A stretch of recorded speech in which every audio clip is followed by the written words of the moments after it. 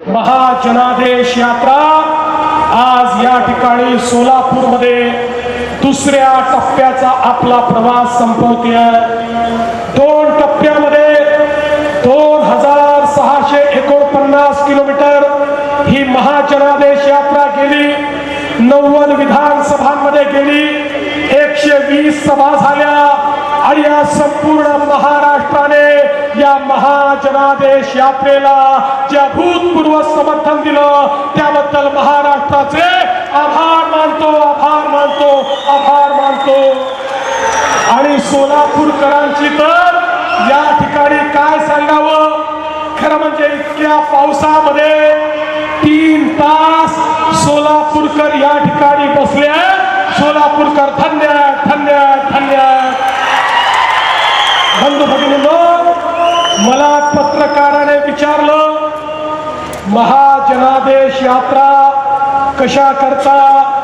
म्हणाले यात्रा तर निघते दैवताच्या दर्शनाकरता. या ठिकाणी आपण पंढरपूरला जातो पांडुरंगाच्या दर्शनाकरता. आपण तुळजापूरला जातो आई तुळजाभवानीच्या दर्शनाकरता. गड्ड्याची यात्रा होते सिद्धरामेश्वराच्या दर्शनाकरता. मग मला विचारलं तुमची यात्रा कोणाकरता, तुमच्या यात्रेचं दैवत कोण आहे. मी त्यांना सांगितलं आमचे नेते आदरणीय मोदीजींनी आम्हाला सांगितलं आपलं दैवत एकच आहे. महाराष्ट्रातली जनता त्या जनतेच्या दर्शनाकरता ही यात्रा घेऊन मी निघालो. मला पुन्हा पत्रकाराने विचारलं. म्हणाले आता यात्रेची आवश्यकता काय आहे. आता तर तुम्ही निवडणूक जिंकणारच आहे. मोदीजींच्या नेतृत्वामध्ये तुमच्या पैलवानांनी काँग्रेस राष्ट्रवादीच्या पैलवानांना 4 मुंड्या चित केला. त्यांचा कोणी पैलवान उठायला तयार नाही, कोणी तेल लावायला तयार नाही, कोणी गोद्यात उतरायला तयार नाही. तुमचे सगळे पैलवान तेल लावून उभे. मग यात्रा कशा करता काढता.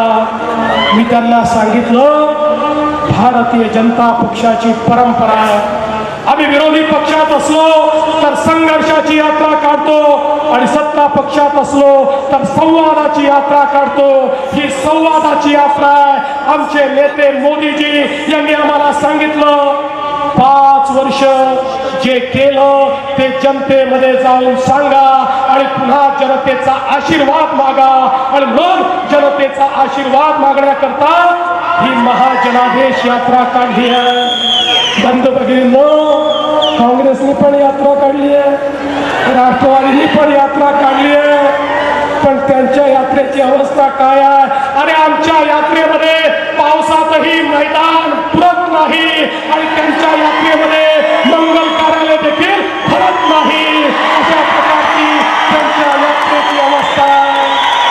बंधू भगिनींनो, या ठिकाणी आपण बघा 15 वर्ष सत्ता दिली. सत्तेची माजोरी आणि मुजोरी इतकी होती की जनतेने यांना नाकारलं. आणि 2014 साली मोदीजींच्या नेतृत्वात या भारतात आणि महाराष्ट्रामध्ये प्रचंड मोठं परिवर्तन केलं. आणि आता हे परिवर्तन 2019 मध्ये देशात झालं. देशामध्ये पुन्हा एकदा मोदीजींचं सरकार आलं. आधीच्या पेक्षा जास्त सीट घेऊन आलं. आणि मोदीजींच्या नेतृत्वात महाराष्ट्रामध्ये देखील मागच्या वेळेपेक्षा 1.5 पट जास्त जागा घेऊन आपलं भाजपा महायुतीचं सरकार येईल. तर बंधू भगिनींनो, हे काही सुधारले नाही बरं. अजूनही काय म्हणतात आम्हाला जनतेने हरवलं नाही, आम्हाला ईव्हीएमनी हरवलं म्हणतात. ईव्हीएमनी मशीननी हरवलं. माझा याला सवाल आहे 2004 ते 2014 प्रत्येक निवडणूक ईव्हीएमनी झाली. या प्रत्येक निवडणुकीमध्ये पंचायत पासून पार्लमेंट पर्यंत सगळ्या निवडणुका तुम्ही जिंकलात. मग त्यावेळेस ईव्हीएम चांगलं होतं आणि मोदीजींनी धोबी पछाड दिला तर ईव्हीएम वाईट झालं. बारामतीमध्ये सुप्रियाताई निवडून आल्या तर ईव्हीएम चांगलं आणि आमचे जयसिद्धेश्वर महाराज निवडून आले तर ईव्हीएम वाईट. हा कोणता न्याय.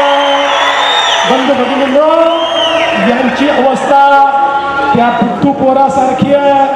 जो बुद्धू पोरगा परीक्षा देण्याकरता जातो, अभ्यास केलेला नसतो, काही येत नसतं, चुकीची उत्तरं लिहितो, 0 मार्क मिळतात, घरी गुणपत्रिका येते, वडील विचारतात, बाबा रे तुला एवढे कमी मार्क का मिळाले, तू नापास का झाला? तर पोरगा म्हणतो काय सांगू बाबा, मी तर मेरिट मध्येच येणार होतो, पण माझा पेन नालायक निघाला म्हणून मी या ठिकाणी नापास झालो.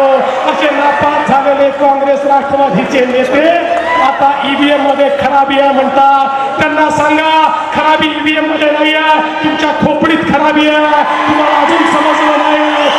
जनाच्या मनामध्ये मोदीजी आहेत, मोदीजी आहेत, मोदीजी आहेत, त्यामुळे ते गेले की कमळाचंच बटन त्या ठिकाणी दाबतात आणि भारतीय जनता पक्षाला या ठिकाणी निवडून देतात. बंधू भगिनींनो, खरं म्हणजे गेल्या 5 वर्षामध्ये या महाराष्ट्रामध्ये दीन दलित गोरगरीब आदिवासी शेतकरी शेतमजूर महिला अल्पसंख्याक ओबीसी समाज मराठा समाज धनगर समाज सगळ्यांच्या पाठीशी हे सरकार उभं राहिलं. 15 वर्षामध्ये काँग्रेस राष्ट्रवादीच्या सरकारनं शेतकऱ्यांच्या खात्यामध्ये 20,000 कोटी दिले.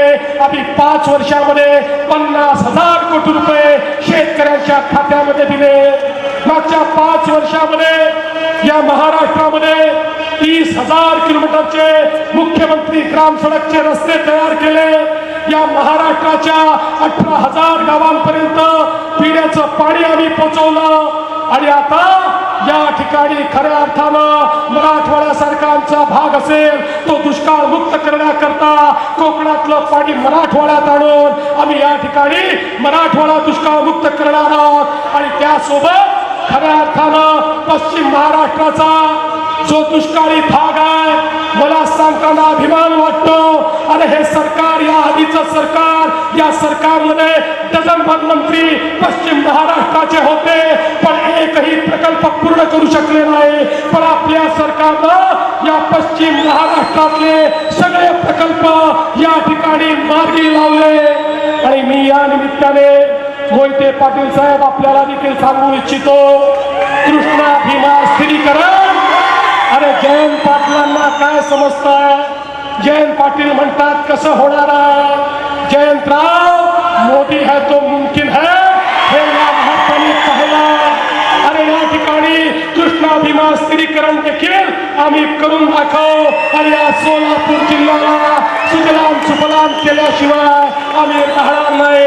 कारण आमच्या पाठीशी मोदीजी आहेत, आमच्या पाठीशी अमित भाई आहेत, त्यामुळे चिंता करण्याचं कारण नाही आहे. बंधू भगिनींनो, हा महाराष्ट्र आपलं सरकार आलं तेव्हा शिक्षणामध्ये 16वा 17वा 18वा होता, आता तो 3रा झालाय आणि लवकरच तो पहिला केल्याशिवाय आम्ही राहणार नाही. हा महाराष्ट्र आरोग्यामध्ये 6वा होता, तो आम्ही 3रा केलाय. आता गुंतवणुकीमध्ये महाराष्ट्र पहिला, उद्योगामध्ये महाराष्ट्र पहिला, रोजगारामध्ये महाराष्ट्र पहिला. मी म्हणतो सदाय नीती आयोगाची आकडेवारी बघा, महाराष्ट्र सगळ्या क्षेत्रांमध्ये पहिल्या क्रमांकावर आणण्याचं काम आपल्या सरकारनं केलं.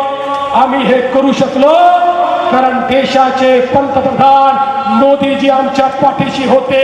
जेव्हा जेव्हा अडचण झाली मोदीजींकडे गेलो आणि देशाची तिजोरी मोदीजींनी महाराष्ट्राकरता खुली केली आणि आम्हाला त्या ठिकाणी मदत केली आणि म्हणून महाराष्ट्र बनला. खरं म्हणजे सांगण्यासारख्या गोष्टी खूप आहेत, पण इथे आलेला प्रत्येक जण हा सरदार अमित शहांना ऐकायला आलेला आहे. आणि त्यामुळे मी जास्त वेळ घेणार नाही. बंधू भगिनींनो, एकच गोष्ट आपल्याला सांगतो, अमित भाई आप यहाँ पर आए, हमको बहुत खुशी है क्योंकि ये सरकार 5 साल पहले जब बने मोदी जी का आशीर्वाद था, मोदी जी का नेतृत्व था. लेकिन मैं अभी भी याद करता हूँ वो दिन जिस दिन अध्यक्ष के रूप में आपने महाराष्ट्र में कदम रखा, मुझे बुलाया, मुझे कहा देवेंद्र तुम अध्यक्ष हो, तुम मुंबई में क्यों बैठे हो, पूरे महाराष्ट्र में घूमो, मैं चुनाव संभालता हूँ. और 1 महीना महाराष्ट्र में रहकर उस चुनाव का नेतृत्व आपने किया और महाराष्ट्र में बीजेपी की पहली सरकार आपके नेतृत्व में 2014 में बनी। आज फिर से आप यहाँ पर आए हैं, हमें विश्वास है अब तो पहले से बड़ी जीत मिलेगी। आपका मार्गदर्शन हमको चाहिए और मेरा विश्वास है कि आपके और मोदी जी के मार्गदर्शन में महाराष्ट्र एक नया इतिहास करेगा।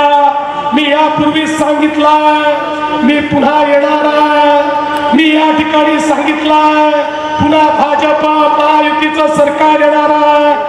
पण या महाजनादेश यात्रेला जो प्रचंड प्रतिसाद मिळाला, मला माझ्या भावना व्यक्त कराव्याशा वाटतात। या मातीचं, प्रत्येक जातीचं, प्रत्येक व्यक्तीचं, प्रत्येक मनाचं कर्ज राहील माझ्यावर। माझ्या युवा मित्रांचं, प्रत्येक भावाचं, प्रत्येक मातेचं, प्रत्येक भगिनीचं, प्रत्येक कार्यकर्त्याचं, प्रत्येक सहकार्याचं ऋण असेल माझ्यावर। प्रत्येक स्वागताचं, प्रत्येक आशीर्वादाचं, प्रत्येक प्रेमाचं, प्रत्येक भावनेचं, या जनादेशाचं, या महाजनादेशाचं शिल्प कोरलं जाईल माझ्या मनावर। प्रत्येक रस्त्याचं, प्रत्येक गावाचं, प्रत्येक जिल्ह्याचं, अवघ्या महाराष्ट्राचं भरभरून प्रेम बघितलंय माझ्यावर। महाजनादेशाचा दुसरा टप्पा संपलाय खरा, पण तिसरा टप्पा घेऊन मी पुन्हा येईन, कारण मी पाहिलंय स्वप्न तुमच्या डोळ्यात भव्य दिव्य अशा महाराष्ट्राचं। पण भगिनींनो, या महाजनादेश यात्रेचं तुम्ही जे प्रचंड स्वागत केलं त्याबद्दल तुमचे मनापासून आभार मानतो आणि माझं बोलणं संपवतो। जय हिंद, जय महाराष्ट्र, भारत माता की जय।